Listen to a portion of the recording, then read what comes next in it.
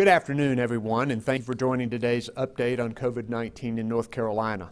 As of today, we have 195,549 lab-confirmed cases, 1,168 new cases reported since yesterday, 905 people in the hospital, and sadly, 3,286 people who have died. We remember all those we've lost to this cruel disease as we keep their loved ones in our thoughts right now. I'm pleased to report that North Carolina continues to remain stable in our key metrics. We want the level of cases to be even lower, which is why safety measures like a mask requirement and social distancing are more important than ever. When we ease restrictions, that means our efforts are working. And to ease them more or prevent us from having to go backward, we need to double down. It means we have to be committed more than ever to what works: wearing a mask, washing our hands, waiting 6 feet apart from others. At the end of next week, the current executive order is set to expire on October the 2nd. Today we are announcing that because of our continued stability, we plan to take another step toward Phase 3 in the coming days if our progress holds. That step will mean larger outdoor event venues will be able to open at 7% capacity starting next Friday, October the 2nd. We share this news today so those outdoor venues with seating capacity of more than 10,000 can begin preparations that are key to safely reopening their doors to have a limited amount of socially distanced fans. We'll continue analyzing our data and indicators as we determine how to move forward safely in other areas that may be included in the new order on October the 2nd. In it, we hope to ease some other restrictions while keeping in place safety protocols like masks and social distancing. As COVID-19 has struck our country and the entire world, we know that many small businesses have faced unprecedented hard times. Most of them want to do right by their employees and their customers, and that has forced tough choices. Today, we offer more help. I'm pleased to announce that my administration will stand up the North Carolina Mortgage, Utility, and Rent Relief Program that will direct $40 million to small businesses. This program will use Federal CARES Act funding to cover rent, mortgage, and utility costs for qualifying businesses. This initiative will offer help to small businesses that lost revenue between April and July because of COVID-19. This assistance will be one of several state and federal efforts that aim to keep people in their homes, on their jobs, as we fight this pandemic's monetary effect on our state. Small businesses are the backbone of our economy, powering our local communities and giving back in so many ways. They deserve our support, and this new initiative can help them weather this tough time. But substantially more help is needed for small businesses, and Congress and the President must act as soon as possible. And I want to take a moment to recognize another group of hardworking people whose dedication to our state is helping us through this pandemic. Our North Carolina National Guard has stepped up once again to support our food banks. Due to continued shortages of volunteers along with record demand for food at our food banks, I've directed the mobilization of 125 North Carolina National Guard soldiers to support at least 10 food banks across our state. I've visited 2 of our food banks in the last few weeks, and they raved about how important the work of these soldiers has been. The need is clear and overwhelming, and that's why I've ordered their activation again.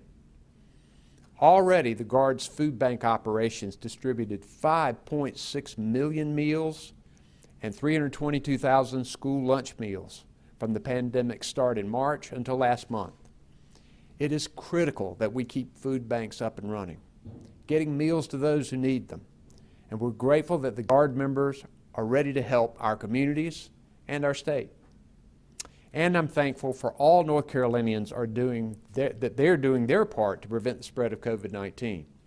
You're going to hear from Secretary Cohen today about another way you can help with our new exposure notification app, Slow COVID NC. This new app gives us another tool to slow the spread of the virus. We have seen our strength and team spirit on full display these last 6 months. If we keep up our commitment, we can drive our numbers down even more and put our state in position to come out of this pandemic even stronger.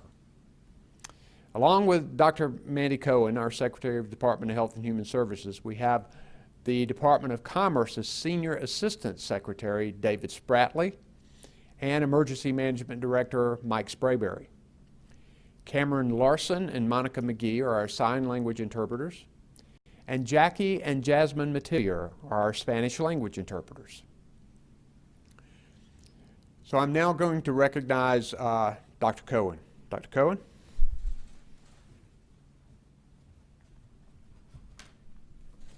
Well, thank you, Governor. Since the beginning of this pandemic, our local health departments have been working hard to quickly identify and research people who may have been exposed to COVID-19 in order to get them the support and the resources they need to protect themselves and their loved ones. Today, I'm excited to announce a new tool to support that work and help people know as quickly as possible if they've been exposed to COVID-19. Our new Slow COVID NC app is now available to all North Carolinians as a free download for mobile devices in Google Play or Apple App Stores. The Slow COVID NC app uses Bluetooth technology to let users know if they may have been exposed to someone with COVID-19, helping them to act quickly to protect themselves, their family, and their community. Before I explain how it works, I want to be clear about what it does not do. First, it does not collect, use, or share any personal information. It does not use GPS or know your location. It does not know where you are. It does use Bluetooth, which is like radio waves, and only knows if your phone has come into close range of another phone that also has the Slow COVID NC app. It uses an anonymous string of characters that change every 10 to 20 minutes to represent your phone. They are never linked to your identity or location, only to the date and the time. So what does Slow COVID NC do to make sure that you can know very quickly if you've been exposed to COVID-19, which is going to help us slow the spread of this virus? Here's how it works. If someone tests positive for COVID-19, they can get a unique, randomly generated PIN to submit into the app. The voluntary and anonymous reporting system will then notify phones with the app that were in close contact to your phone that they may have been exposed in the last 14 days. That allows users to quickly act to protect themselves and their loved ones and their communities. And if you need to isolate or quarantine, the app can connect you with guidance on checking symptoms and getting support. Downloading the Slow COVID NC app is easy and free. I downloaded it to my phone last night. It's available in English and Spanish. It lets you play an important part in protecting your friends, loved ones, coworkers, and community. As we move around more, Slow COVID NC is a powerful tool to help us slow the spread in North Carolina. And the more people who use it, the better it works. So go right now, take out your phone, go to the App Store, and search for Slow COVID NC and download it right now for free.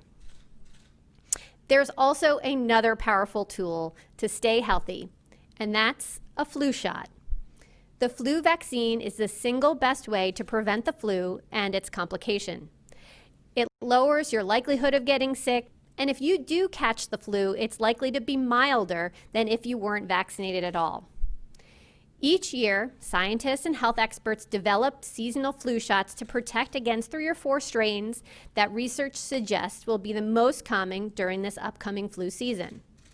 The vaccine works by triggering your body to produce protective antibodies that help prevent the flu. Now is the time to make a plan for you and your family to get your flu vaccine, which also helps us in our fight against COVID-19.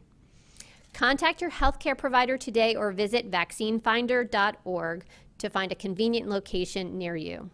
So get your flu shot, Download Slow COVID NC app. Help us keep North Carolina as healthy as possible. As always, practice the 3 W's: wearing your face covering over your nose and mouth, waiting 6 feet apart, and washing your hands often. Wear, wait, and wash, and whatever your reason, get behind the mask. Thanks, Governor.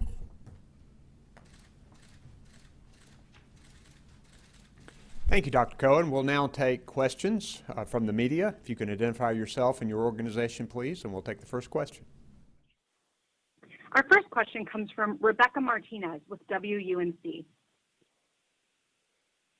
Hello, Governor. This is Rebecca Martinez from WUNC. I appreciate the time to ask a question. I understand that the Andrea Harris Racial Equity Task Force to improve,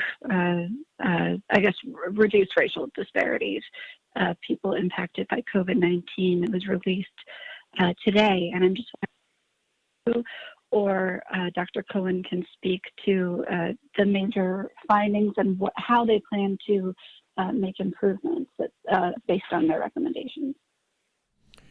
So this task force has a group of people that I've appointed from all over North Carolina to analyze the racial disparities that we know are there in our healthcare system, education, economic system, and environmental justice. They've begun meeting, going over data, and they're planning to make some recommendations for our administration and likely for the state legislature as well to help us attack this. This pandemic is shining a light on these inequities that we know have always been there, but we've seen COVID hit our communities of color harder, and this should provide us information that we need to make those important decisions. I don't believe that there has been any report. I know they have had several meetings, and I've gotten some updates on those meetings. I don't know if there was a particular issue that you wanted to bring up. And Dr. Cohen, do you have anything that? So if you wanted to ask a follow-up question about any particular issue, but they're working, and we look forward to their finished product.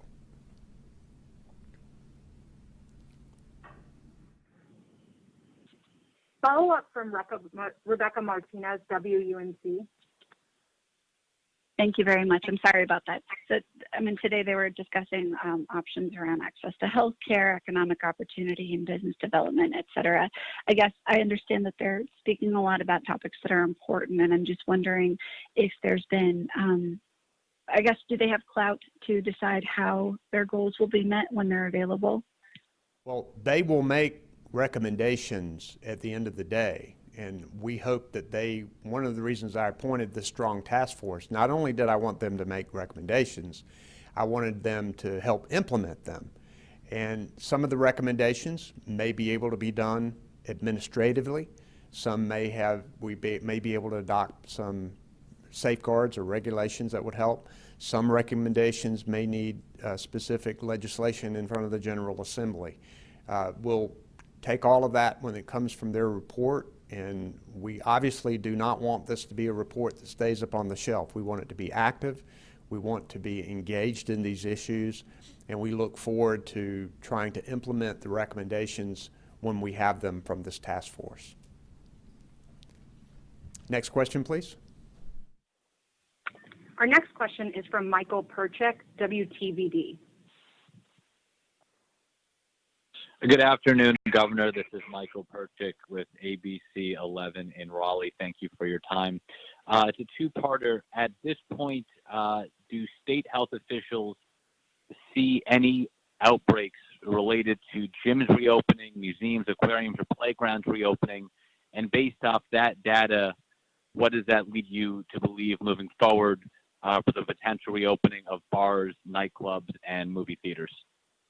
All of these specific places and events have different levels of risk, and the health experts have made recommendations based on the various levels of risk.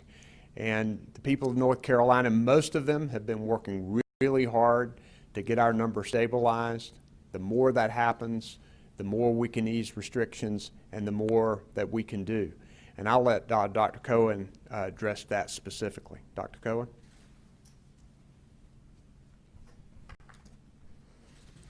Thanks, Governor. Yes, as we look at our metrics, and you can always follow along with us on our dashboard that is updated every single day, we look at that same 4 key metrics.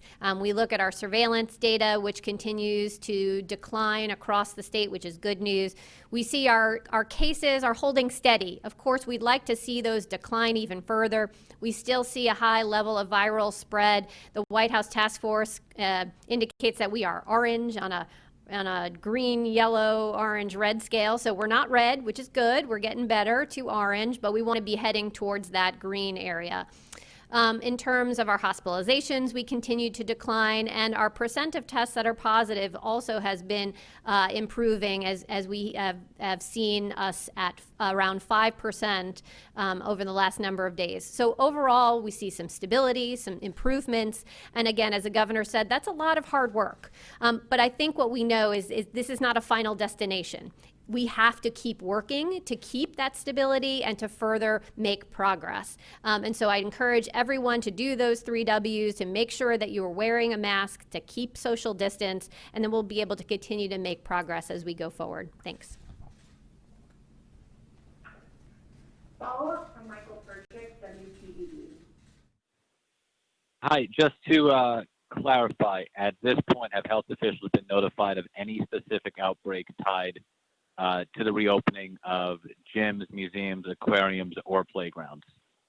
Hi, Michael. So, right, we are still in that period. We were looking at our metrics to understand, did those easing of restrictions, which just happened about 3 weeks ago, is that starting to show up in any of our metrics? So we still have some time here to look at our numbers and our trends, which is why we are continuing to evaluate those. We haven't heard of a specific outbreak yet in any one of our of those scenarios, but again, it's still pretty early. Thanks.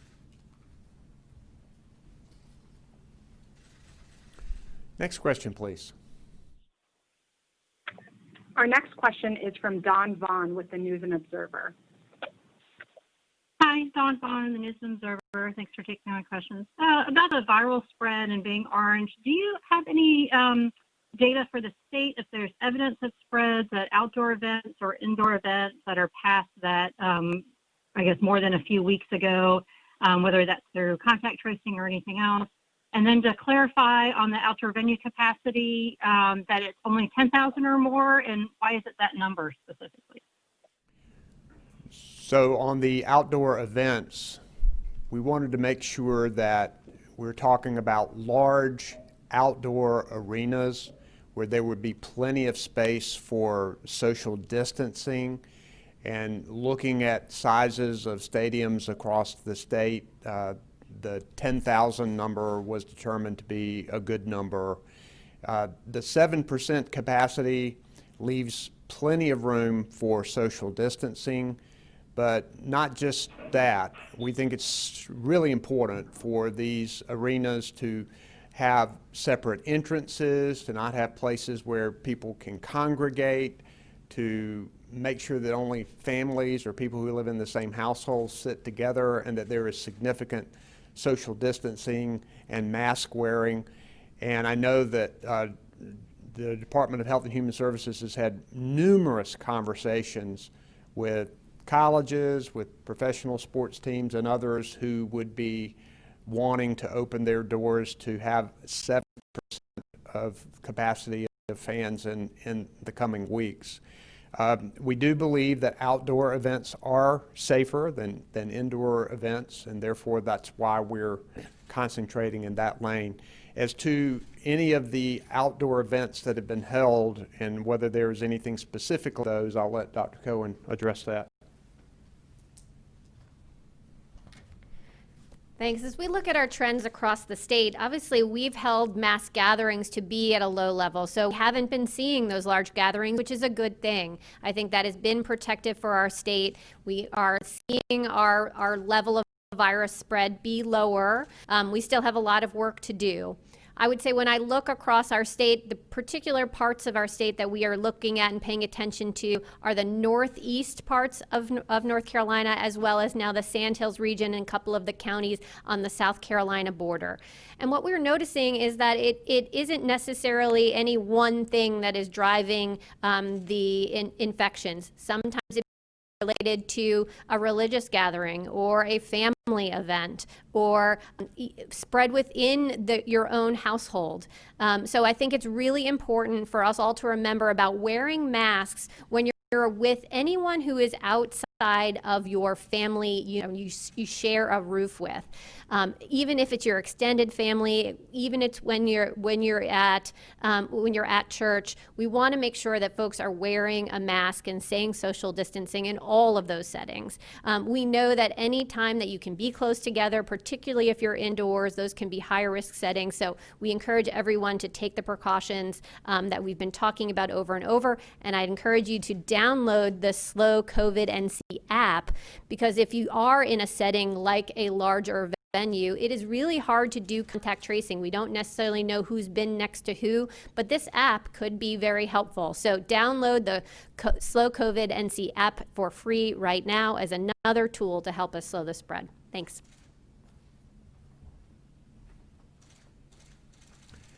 Next question, please. Follow-up from Dawn on News and Observer. Hi, thanks for taking the follow-up. With the venues, could large outdoor venues like Dick's Park or other places where there have been festivals that don't have actual structured seating be included? And then for the new app, is there a certain number of people that's needed for a critical mass for it to work well? These would be outdoor seated arenas that would be included in what we're talking about. The parks are open for people, but they are still subject to mass gatherings within the parks. We still want people to keep wearing masks and stay social distance, but we certainly don't want more than 50 people outdoors gathering together. So within the parks, people are still subject to the mass gathering limits. And I'm going to let Dr. Cohen answer the app question. Thanks, Dawn. As far as the app, I think the more folks who can download it, the better, right? If more folks have the app, it means it's going to be able to signal to you if you've had an exposure. So the more people, the better. We've actually been targeting at first and working very closely with our universities and our colleges, where we know that folks are living closer together in dorm like settings or in apartments. And so I think those are the places where we know we can probably get a good amount of folks to download this. And I want to thank partners across the state on many, many universities who've been working with us variously to encourage students at their universities and college to download this. But we want this to be for all North Carolinians. So we really want you to go to your phone right now, go to the App Store, very easy, free, download Slow COVID NC. You don't put any personal information into that, and it sits on your phone. It's just another tool to protect you. Thanks. Next question, please. Our next question is from Sharon Van Zwieten with Spectrum. Thank you for taking my question. This is Sharon Van Zwieten from Spectrum News 1. This is for Dr. Cohen. There's been a lot going on at the CDC this week with them putting up and then taking down information about the aerosol and the virus being in the air. What is your take on that? Hi, Sharon. Thanks for the question.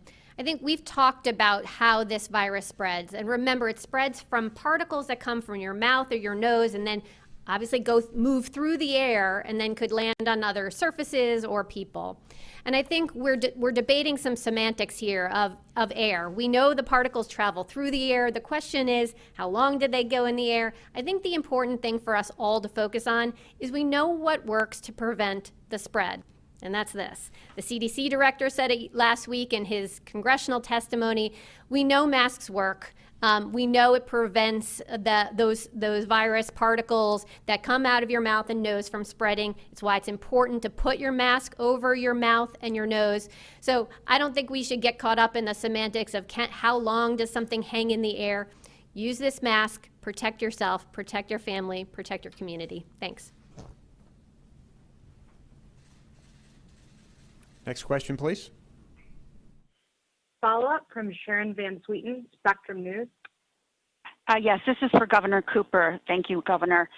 My question to you is, what special provisions are you directing to the Board of Elections for safe distancing for the election day? And are you encouraging people to vote by absentee ballot or by mail-in voting? The State Board of Elections and the Executive Director have taken a lot of steps to make sure that voting is safe. I know that they have worked with the Department of Health and Human Services to provide those guidelines. I know that Emergency Management has provided personal protective equipment to our state boards of elections so that we can make sure that people can exercise their constitutional right and do it safely. You know, I would encourage people to do one of two things. Number one, to vote early in person, which you can do beginning October the 15th, and you can go to your County Board of Elections website to find out where you can go to vote early in person beginning October 15th. Or to vote, if you don't feel comfortable going in person, vote no excuse absentee by mail. And you can go online to the State Board of Elections website and request an absentee ballot, and it will come to you, and you can fill it out and have it witnessed and mail it back in or bring it in. And you can go online and track what happens to your ballot to make sure that it gets accepted. So I think the board has done a good job. I think both of those ways are safe ways and secure ways for people to cast their ballot.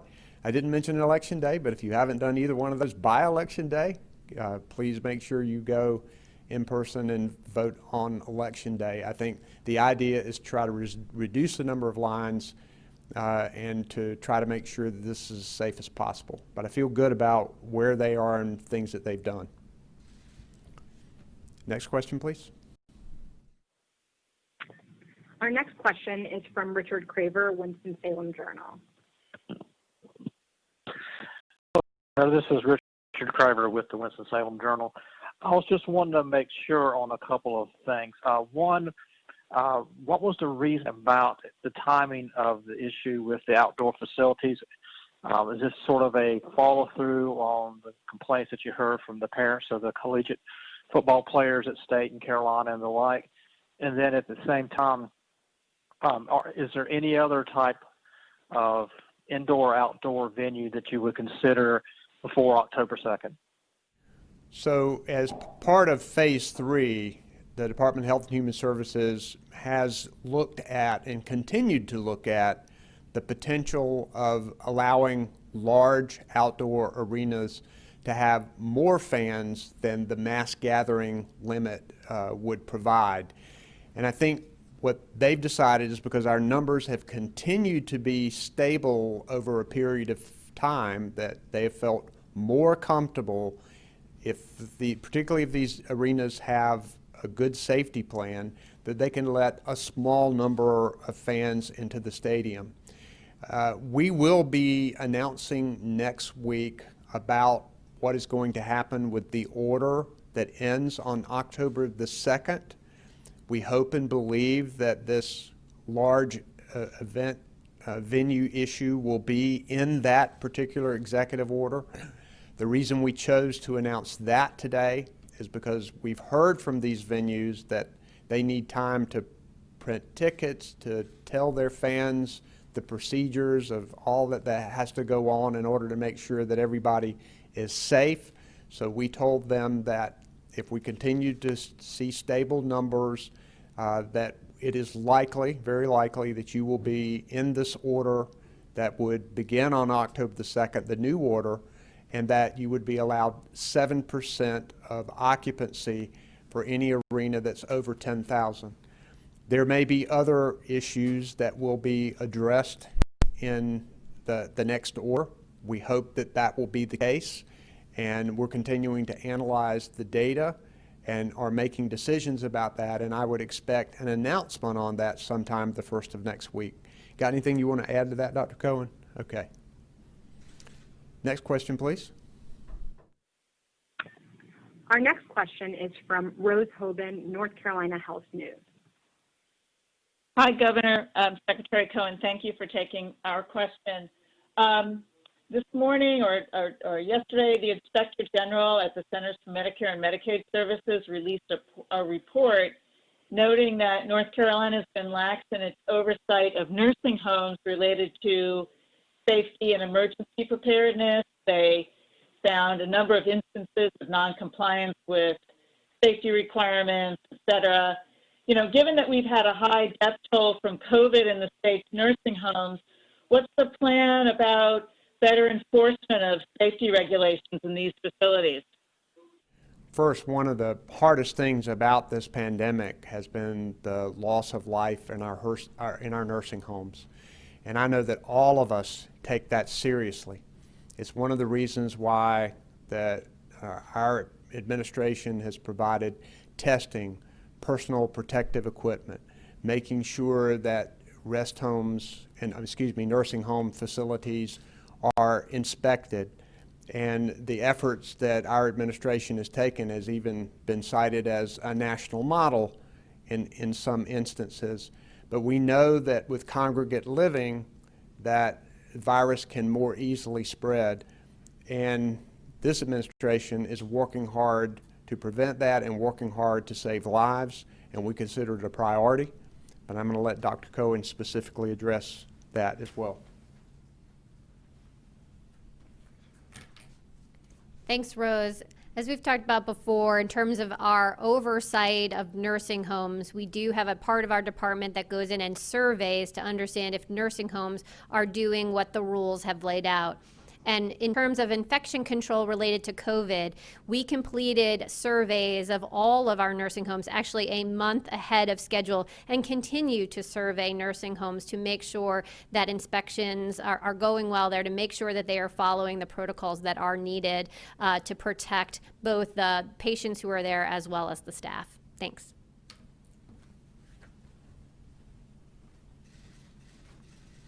Next question, please. Follow-up from Rose Hoban, North Carolina Health News. Can you be more specific, Dr. Cohen, on some of the things that you folks are doing and also some of the things that you found? Like, what are some of the problems that have needed to be mitigated that, you know, you've been pushing nursing homes on? Thanks, Rose, for that. I'd have to go back to the team to have them follow up with you on the specifics of what we found. I know that there have not been any citations that have required us to do an injunction of any of the nursing homes, but certainly I know we've had citations where we asked them to improve their infection control protocols, but we'd be happy to go back and do that. As you know, that's publicly posted. Thank you.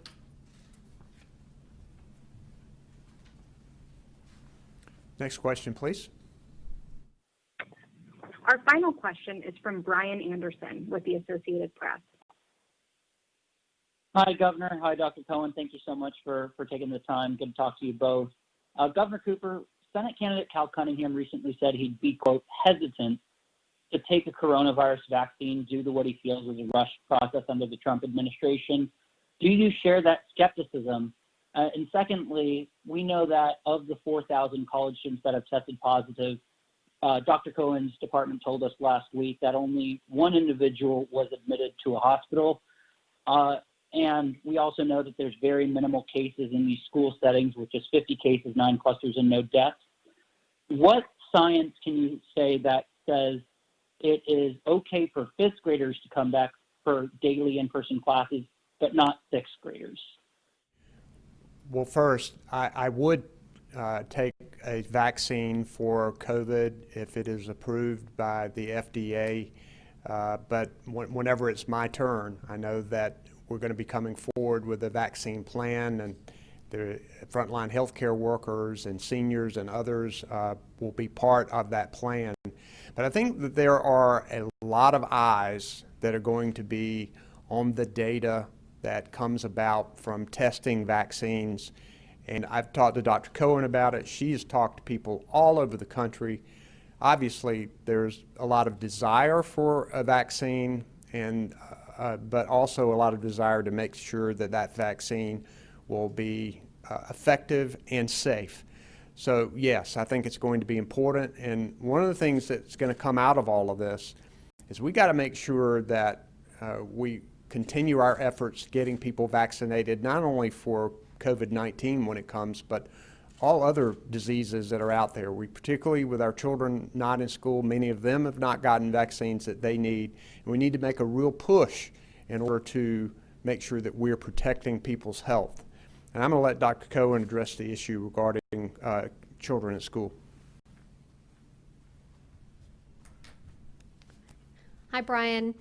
As we talked about last week, when we talked about K through 5 and allowing K through 5 to be able to move forward with a plan B, meaning that you can have slightly more kids in the classroom. The reason we made that differentiation was based on a number of studies that we've been looking at. Some are international, some are here in the States. The biggest study was done in South Korea that looked at different ways in which virus spread amongst what it seemed to be like kids under the age of 10, which corresponds to 5th grade, and then children 10 to 18. And it does seem that kids who are over the age of 10 seem to spread the virus more similarly to adults, whereas younger kids seem to spread the virus less often. They get it less often, they get less sick, and they spread it to others less often. Doesn't mean not at all. And we say that because it's really important that we have safety protocols in place in no matter what plan a school is choosing. I think it's really important as we think about school reopenings that it's not just about the metrics, it is about those safety protocols. And no matter whether you're choosing plan A or plan B, that there are extensive safety protocols that take time and work to implement and are very important, and I think protect both our students and our teachers. And I think the fact that we successful here in North Carolina of having low numbers of clusters is because we've had those safety protocols in place. And so I do think there is a differentiation between students who are under the age of 10 or up to grade 5 and above. Again, we're still learning from this. The data will evolve, as will our recommendations. And so we are making the best recommendations we can at this moment. I think the other piece I want to point out is also about the benefit. We talk about the risks a lot, but remember, as we think about the benefits of in-person instruction, we also have a lot of data to show that in-person instruction has a lot of benefits, particularly for our elementary school children, which makes sense. They're not quite as savvy with technology. I'll say my first grader is an okay reader, but not a great reader yet. She's still learning to read instead of reading to learn. And so, right, we need more of that in-person instruction for our younger students. Again, as we make each of these decisions, balancing risks and benefits. Thanks. I think we have a follow-up. Next question. Yes, follow-up from Brian Anderson with the Associated Press. Yes, thank you. As I'm sure the two of you can attest to personally, the nose swab test can be a bit uncomfortable, and we've seen increased interest in the saliva test. I'm just curious if either of you can explain who can get a saliva test, a spit test, and how many are available. And just to clarify on the announcement on outdoor stadiums, are you saying that this isn't an announcement going into this is just a release for the planning purposes as you're still waiting on the next couple of days for the trends?